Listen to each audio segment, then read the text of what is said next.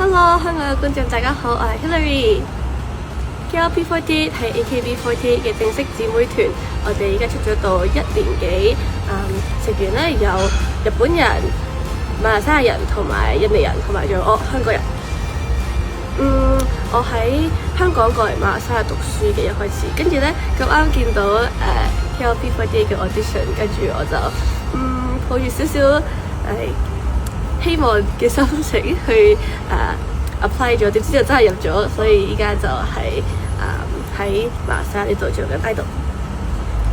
依家過咗1年，我覺得自己成長咗好多。其實比起一開始，無論係唱歌、跳舞同埋我對答方式，我都覺得比起1年之前嘅我好嘅。不過我覺得都做 manage 到，因為通常喺返學嘅時候都冇乜太多嘅活動。超級無敵掛住香港，尤其係我啲朋友同埋咖喱魚蛋。每次我同我啲粉絲講有冇啲咩咁掛住香港，我都係講燒賣、咖喱魚蛋，都係啲食嘅。我希望以後可以喺香港演出啦，最好嘅話就我嘅目標係可以令到 KLP48 喺香港入面多親多嘅粉絲，同埋